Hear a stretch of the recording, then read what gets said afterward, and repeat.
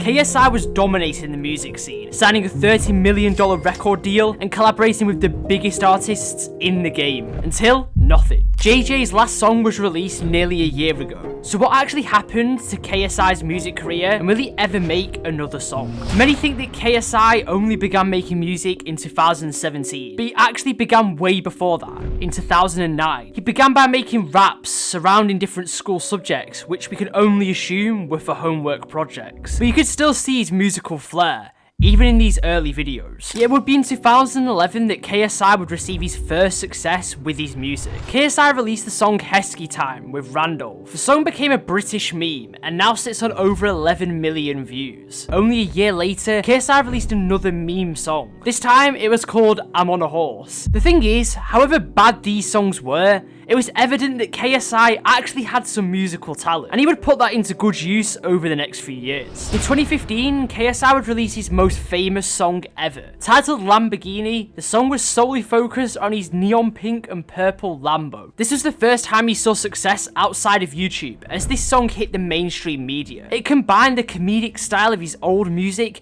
with some professional production. He released two other songs that year, Keep Up and Kilimanjaro, and Keep Up actually featured on that year's Now That's What I Call Music album, this being KSI's first of many musical successes outside of YouTube views. KSI would continue to improve the quality of his music until 2017, when the YouTube diss track era began. YouTubers would battle it out over musical tracks, which was a perfect opportunity for KSI. KSI made some of his biggest hits so far, and these tracks definitely gave him more recognition inside the rap and hip hop scene, which would become even more present over the next 5 years. KSI stepped up the production quality of his music massively, getting a professional director to make the videos for Beerus and On Point, cementing KSI as more of an artist and now less of a YouTuber. In 2022, KSI signed a record deal reportedly worth tens of millions of dollars, and this gave him the opportunity to collaborate with some of the biggest in the game, the likes of 21 Savage, Future, and Craig David. At his peak, KSI's songs were hitting well over 50 million streams on Spotify, and he had over 20 million monthly listeners. But now that has reduced by over 90%, and JJ hasn't released any music now since May of 2023. And many people actually think there's a darker reason for this. But first, let's cover the obvious reason why he hasn't been releasing new songs. KSI is almost known as the founder of Influencer Boxing, which started with his fight series with Logan Paul. JJ has since founded Misfits, and has been expanding the Influencer Boxing scene. But it's not just the boxing. KSI now also has Prime. Prime is now a multi-billion-dollar company, and is a serious focus of JJ's. KSI believes he could skyrocket his net worth by the end of 2024, and Prime would be the integral part of this. All of this put together simply means he may not have time to release new music.